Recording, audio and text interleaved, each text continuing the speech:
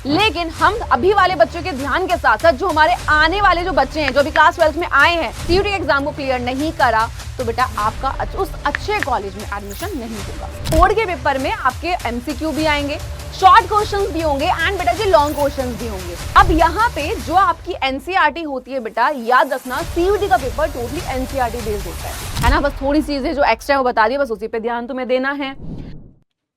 Hello बच्चों, बड़े क्या हाल चाल, कैसे हैं आप सब? आई होप आप सब बहुत अच्छे हैं, मस्त हैं एंड सभी सेफ हैं गाइस। तो स्टार्ट करते हैं बेटा जी आज के सेशन को। एंड गाइस, ये जो सेशन रहने वाला है बहुत ज्यादा इंपॉर्टेंट रहने वाला है। अब आखिर इतना इंपॉर्टेंट क्यों है? तो बेटा आप सबको पता है कि अभी सीयूटी का एग्जाम चल रहा है, लेकिन हम अभी वाले बच्चों के ध्यान के साथ साथ जो हमारे आने वाले जो बच्चे हैं, जो भी क्लास 12 में आए हैं एंड नेक्स्ट ईयर सीयूटी के एग्जाम को देंगे, उनका भी ध्यान रखते हैं। तो जैसे कि मुझे पता है कि बहुत सारे बच्चे ये सोचते हैं कि क्या हमें 12th के साथ सीयूटी की तैयारी करनी चाहिए या फिर बोर्ड एग्जाम देने के बाद तैयारी शुरू करें।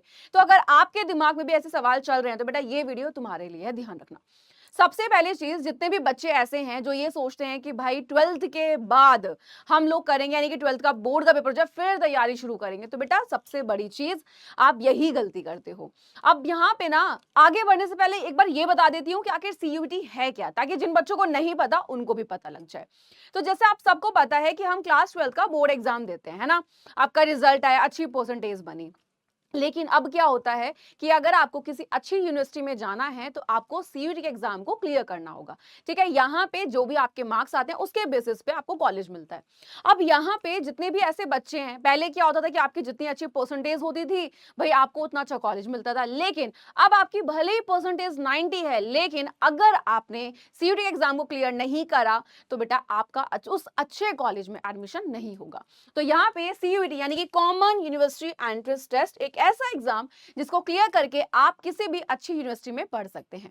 अब बात करते हैं, यहाँ पे बच्चों के मन में सवाल होता है कि मैम 12th या सीयूटी, पहले किसको चुने? अरे भाई, दोनों में से किसको चुनना क्या होता है? आपके सीयूटी के एग्जाम में क्लास 12th का ही सिलेबस आता है, बस फर्क इतना होता है कि क्लास 12th का जो बोर्ड का पेपर आता है उसका पैटर्न डिफरेंट होता है एंड जो बेटा जी आपके सीयूटी होता है उसका पेपर डिफरेंट होता है।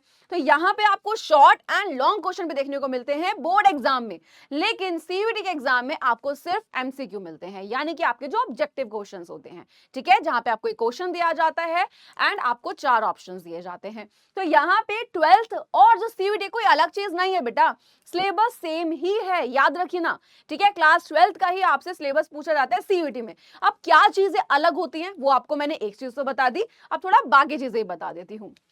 सबसे पहली चीज, सीयूटी का जो एग्जाम होता है, मैंने बताया बोर्ड के पेपर में आपके एमसीक्यू भी आएंगे, शॉर्ट क्वेश्चंस भी होंगे एंड बेटा जी लॉन्ग क्वेश्चंस भी होंगे। लेकिन अगर मैं बात करती हूँ सीयूटी के पेपर की, तो याद रखना यहाँ पे एमसीक्यू होते हैं खाली, लेकिन यहाँ पे ना आपके ना सेक्शन डिवाइड होते हैं। जैसे आपका सेक्शन होता है फर्स्ट की भाषा का, कि हिंदी या इंग्लिश। ठीक है, अब अगर हम बात करें यहाँ पे आपके नेक्स्ट वाले पार्ट की, तो सेक्शन जो आपका बेसिकली 2 होता है डोमेन, वहां पे आपके क्लास 12 के जो मेन सब्जेक्ट होते हैं उनको आप यहाँ पे चूज करते हैं एंड ये टोटली एनसीईआरटी बेस्ड आपका पूछा जाता है। ठीक है, अब यहाँ पे लैंग्वेज को लेकर और भी बहुत सारी बातें हैं, मैं आपको बताऊंगी आने वाले सेक्शन में, यानी कि जो आपके सेशन रहेंगे धीरे धीरे उसमें, है ना। अभी पहले आप बेसिक चीजें जानो कि होता क्या है।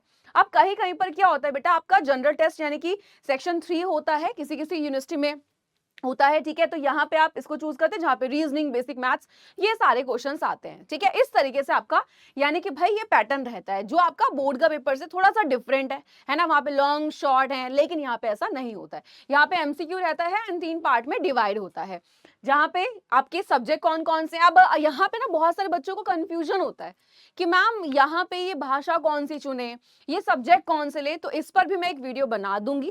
पहले आप बेसिक चीजों को समझो, ठीक है, ताकि आपको धीरे धीरे समझ आए। बिकॉज अभी क्लास 12th में आए हो, एकदम से सब कुछ समझोगे तो खुद ही कंफ्यूज हो जाओगे।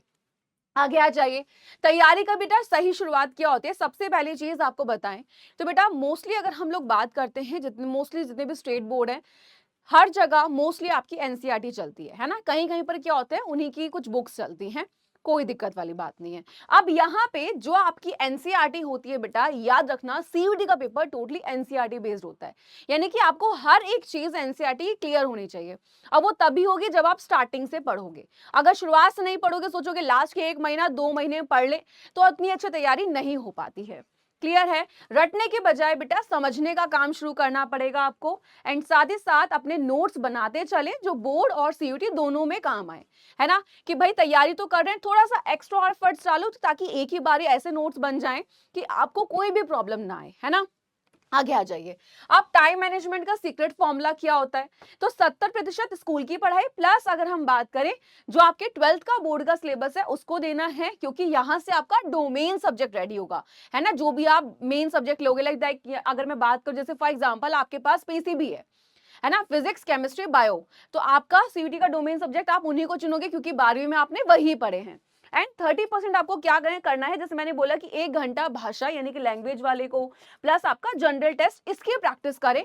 तो इससे क्या होता है, अगर आप अभी से डेली 1 घंटा देना स्टार्ट हो जाओगे तो इसमें होगा क्या, आपकी यानी कि आपकी तैयारी अच्छी होगी, प्लस एग्जाम के टाइम पे आपको ये नहीं लगेगा आपको तो ये पता ही नहीं है, आपको तो ये आता ही नहीं है, तो अभी से तैयारी रहेगी तो आपकी तैयारी बहुत बेहतरीन होगी।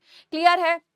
वीकेंड पर यानी कि शनिवार या रविवार में आप क्या कर सकते हो, जो भी आपने पूरे वीक पढ़ा है, ठीक है, जो भी पूरे वीक पढ़ा है बेटा उसके एमसीक्यू को सॉल्व करें। यानी कि आपको क्या करना है बेटा जी, यहाँ पे प्रैक्टिस करनी है, किसकी? आपको एमसीक्यू की प्रैक्टिस करनी है, ठीक है? तो ये आप तरीका अपना सकते हो। आगे की बात कर लेते हैं यहाँ पे नेक्स्ट। अब क्या गलती करने से बचना, अक्सर बच्चे जो मैंने आपको बताया कि बोलते हैं कि पहले बोर्ड खत्म हो जाए फिर तैयारी करेंगे, तो ये चीज नहीं करनी है। तो बेटा बोर्ड खत्म होने का इंतजार बिल्कुल मत करना। तो गलतियां करते हो कि बोर्ड खत्म हो जाएगी तब करेंगे, तो बेटा मार्च के बाद आपको सिर्फ 1 या 2 महीने मिलते हैं, है ना?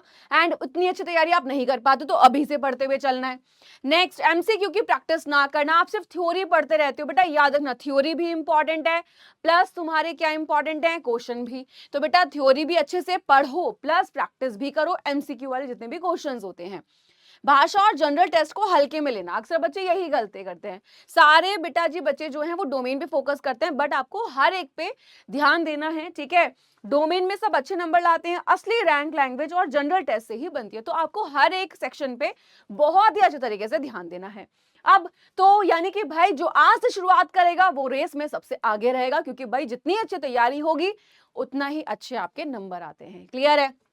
तो सबसे पहली चीज आज ही सीयूईटी का सिलेबस डाउनलोड करें, फिर उसके बाद क्या करें, एक सिंपल और प्रैक्टिकल टाइम टेबल बनाए कि भाई कैसे आप फॉलो कर सकते हो ताकि आप अपना बोर्ड और सीयूईटी दोनों को मैनेज कर पाओ। मैंने पहले ही बताया कोई ज्यादा अंतर नहीं है, पढ़ना सेम है ना? बस थोड़ी चीजें जो एक्स्ट्रा वो बता दी, बस उसी पे ध्यान तुम्हें देना है।